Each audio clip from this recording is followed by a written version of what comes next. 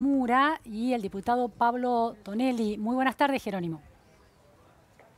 ¿Cómo estás, Luciana? Buenas tardes. Así es, porque mañana en el plenario de Comisiones de Asuntos Constitucionales y Justicia se va a tratar un proyecto denominado de ficha limpia, y esto es un proyecto que prohibiría que cualquier persona que haya sido condenada sea candidato en una elección. Esto en el contexto entendido a próximos días de las PASO, ¿no? Y bueno, y de esto vamos a hablar con el diputado Pablo Tonelli, diputado por Cambiemos. Diputado, esto es un proyecto que ya se había tratado en el año 2017 y en ese momento no se llegó a tratar en el recinto, efectivamente. ¿Usted cree que ahora cambió algo? ¿Hay voluntad para que esto se pueda llegar a aprobar? Bueno, por lo pronto ha habido una campaña de organizaciones no gubernamentales que han logrado conseguir 255.000 firmas, según ellos dicen, que nos van a traer hoy aquí a la Cámara, propiciando el tratamiento de este proyecto, lo cual es una novedad que tiene su importancia. Pero en segundo lugar, ha habido más diputados de distintos bloques, no solamente del bloque de Cambiemos, que han presentado proyectos referidos a esto que llamamos ficha limpia, lo cual a mí me hace pensar que efectivamente ahora hay más posibilidades de que este proyecto no solo lo dictaminemos favorablemente en el plenario de comisiones de mañana, sino de que más adelante y antes de que termine el año sea aprobado en el recinto de la Cámara. Luciana, te está escuchando el diputado Tonelli. Muy buenas tardes, Pablo. Gracias por recibirnos. Bueno, en principio el proyecto, ¿cómo es? Favor. Una descripción, lo que sería bueno entender es qué se considera un político que esté o un funcionario que no pueda acceder a un cargo porque le pesa una historia de corrupción. Tiene que tener una sentencia, esa sentencia pudo haber sido apelada. ¿En qué circunstancias no podría?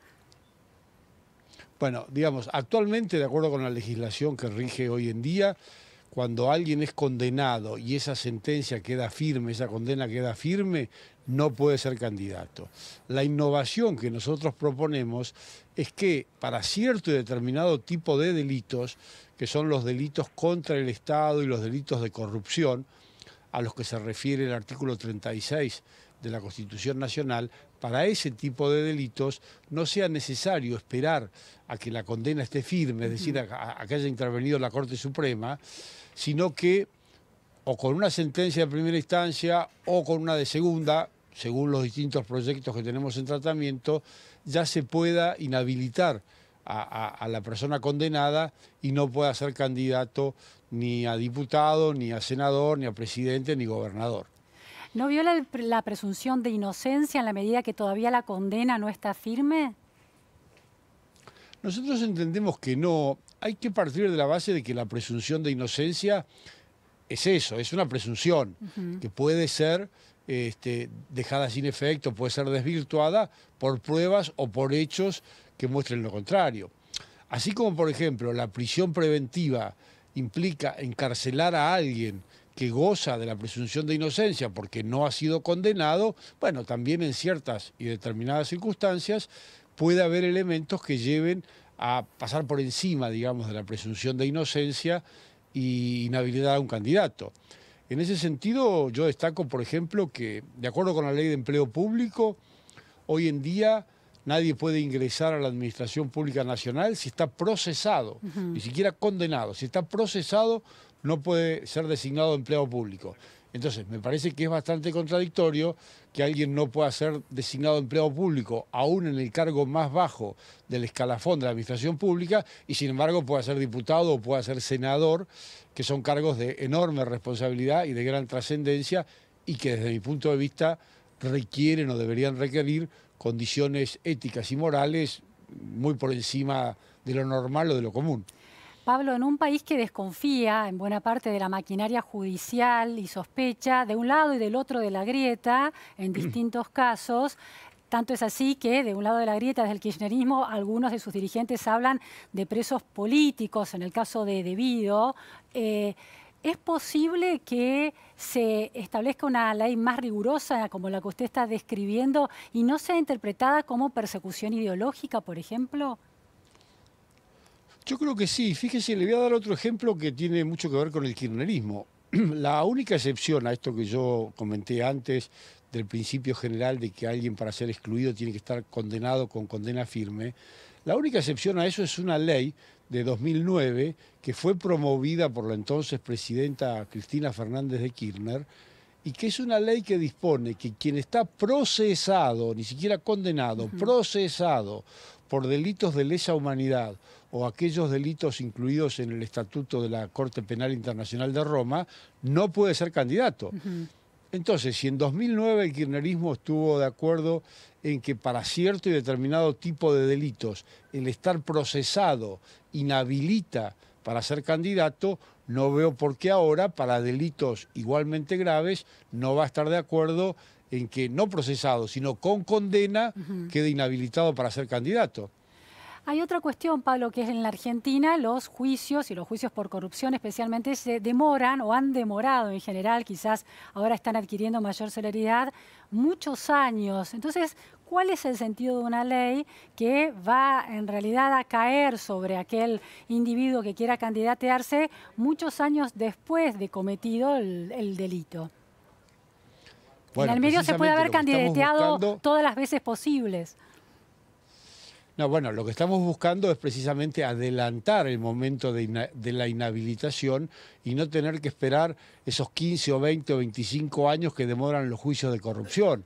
Y que con la sentencia de primera instancia, según muchos de los proyectos, con la sentencia de primera instancia ya la persona que ha sido condenada, aunque apele, no pueda ser candidata. Es decir, va a tener todo el derecho del mundo de apelar y de seguir clamando por su inocencia, pero no va a poder ser candidato. De este modo lograríamos adelantar muchísimo en el tiempo la inhabilitación de aquellos condenados por delitos graves, que son los delitos contra el Estado y los delitos de corrupción. ¿Cuánto demora en general en la primera instancia, la sentencia de primera instancia, en obtenerse en los delitos graves como lo que usted señala? En promedio, ¿hay algún estudio? El promedio en los delitos de...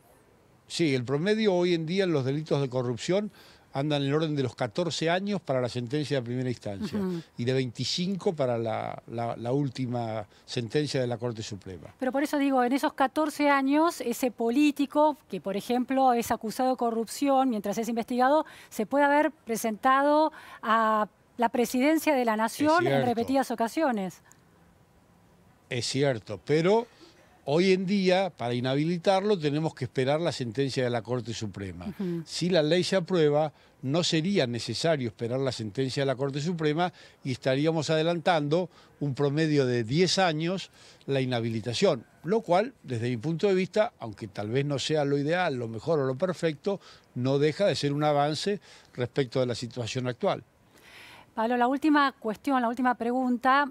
Algunas lecturas sostienen que este proyecto y instalar este proyecto hoy en el debate público tiene que ver con una construcción de narrativa electoral por parte del oficialismo en relación a que se identifica con la lucha contra la corrupción.